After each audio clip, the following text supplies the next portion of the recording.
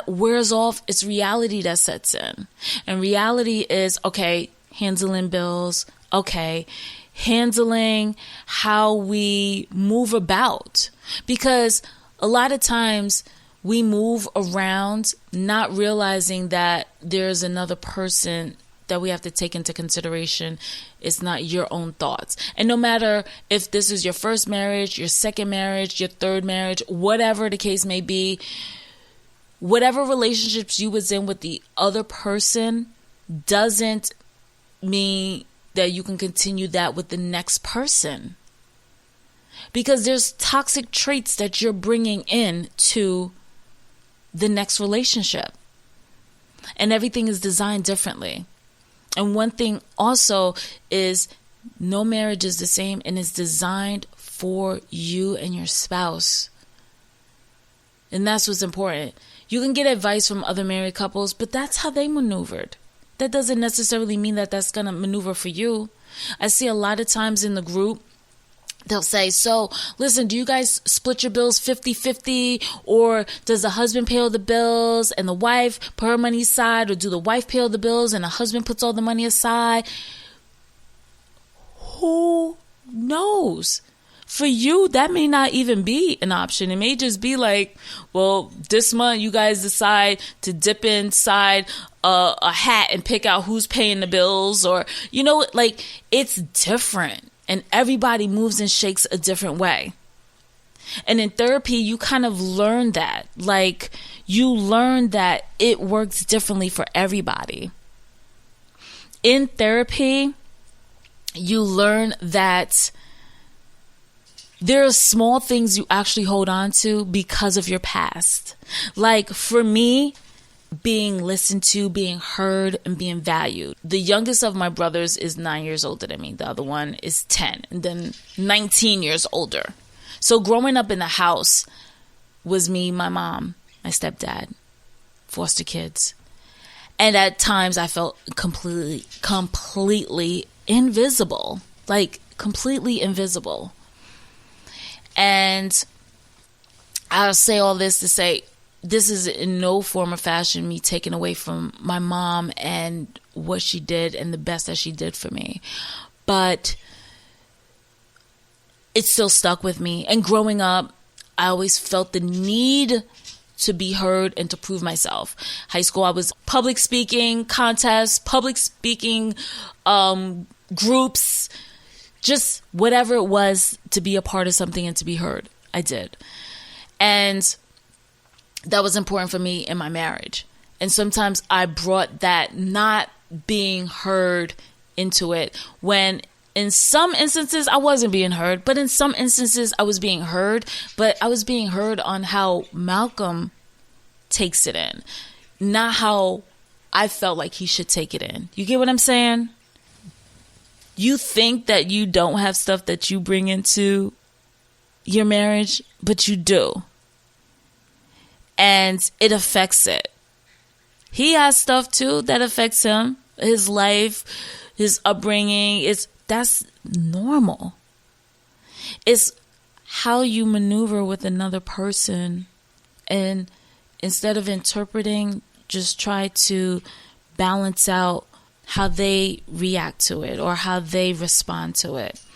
So in therapy, I find that when we do address certain issues that we may have, my therapist is really awesome. He lets us go at it. If we're like in the middle of an argument, we're like, oh, he just sits back and listens.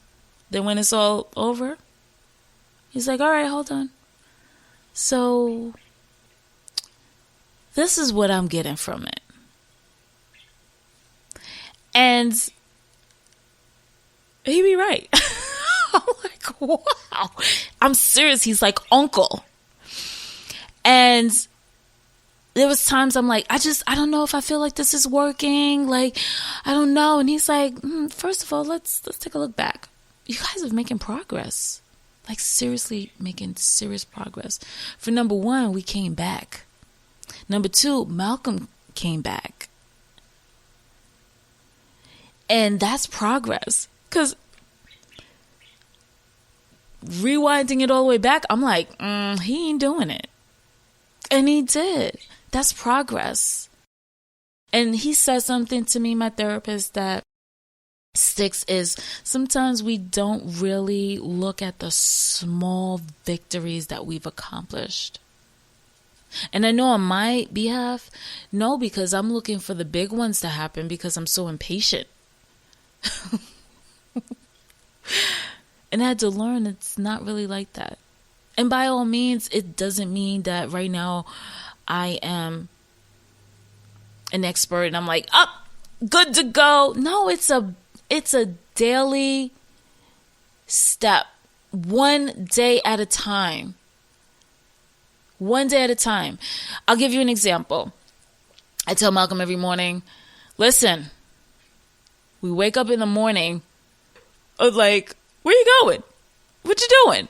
Why you ain't in the bed? Like, even if we joke around and play, sometimes when we're first thing in the morning, I'm a firm believer that you set the tone for your day by the moment you open your eyes.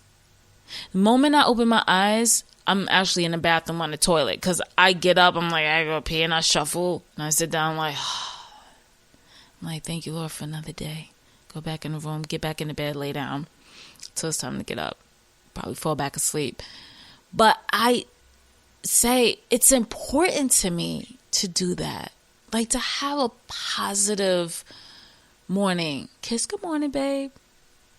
It's a beautiful morning out. Up, rise and shine. Get that grind. You know, we've gone away from that. And we gotta get back to that. And we've been getting back to that. And it's a daily thing. So I say like little small victories. And some days we resort right back to the same old people we are. But then we get back on track and we're like, but remember what we learned in counseling? Some days it's a couple days and we're like, fuck you, fuck you, fuck you, fuck you. I ain't talking to you, I ain't talking to you. I don't like you, I don't like you either. But then we get back. You get what I'm saying? So my point is, I personally think therapy is so important. And not only for marriage, for individual. Even if you think you got it all together, you don't. And even if you're still not convinced by that, you need it for how you're feeling right now. That anxiousness, that uneasy feeling, that maybe crying out of frustration, not knowing how to save your marriage or to make things calmer and better, communication. Been there. I love my husband to death. Don't get me wrong, but it's definitely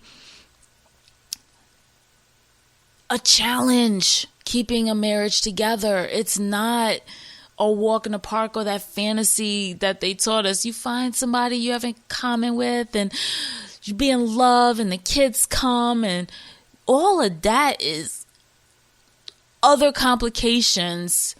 Not complications, but other things to add on to two people spending their life together.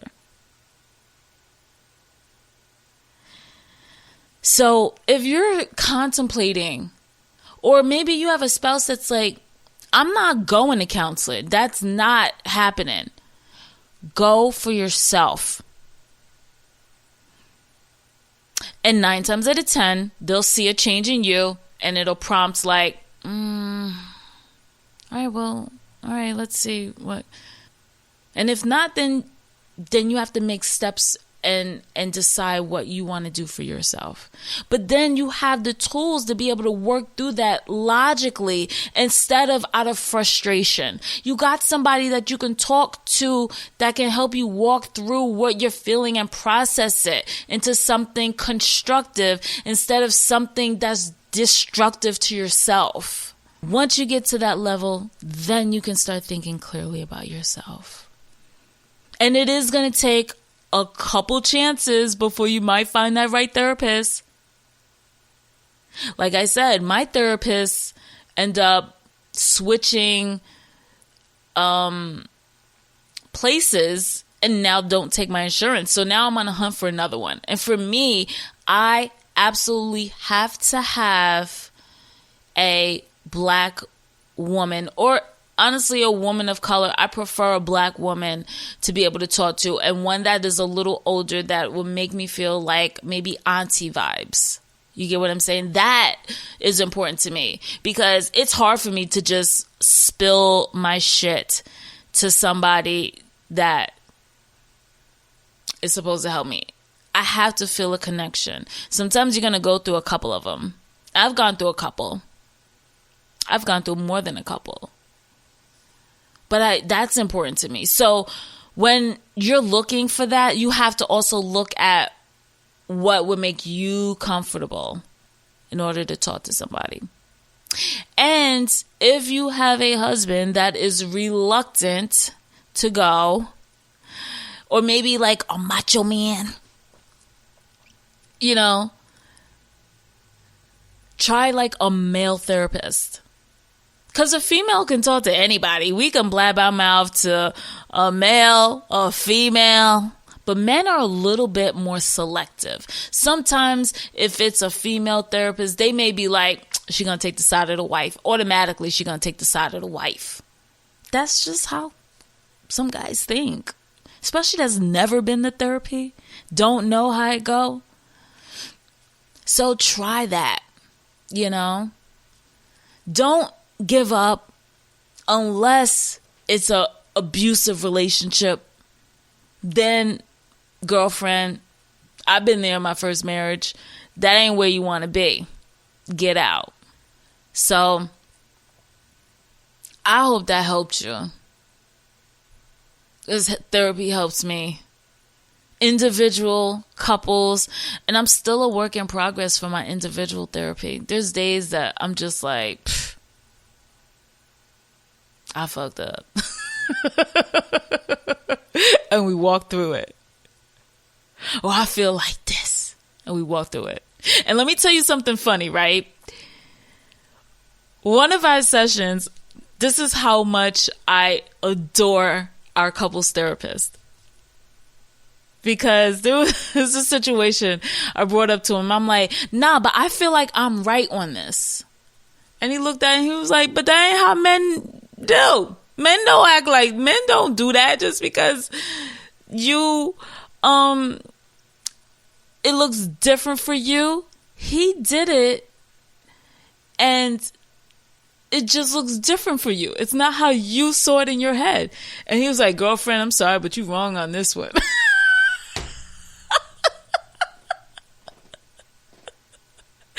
And I was like, oh, shit. But you know what I did? We kissed in therapy. I'm sorry, babe. I'm sorry. I did overreact on that. And I was wrong. And I can admit that. I was wrong. And we let it go. And it was never to be revisited again. And that was working through. That was a step right there that it made me feel good. And there's going to be always stuff that come up. It's just how you work through it. And we're men, women, and don't let men fool you. They are a big ball of emotion too. They are just told to keep it hidden more than us women let it go. We all have feelings. We all have emotions. So just keep that in mind. Hope you enjoyed this episode. This was a doozy. It's a long one. Hope you enjoyed it. Have yourself a great week. Until we talk next time, you be good. Mwah. Sunny Side of Life Podcast.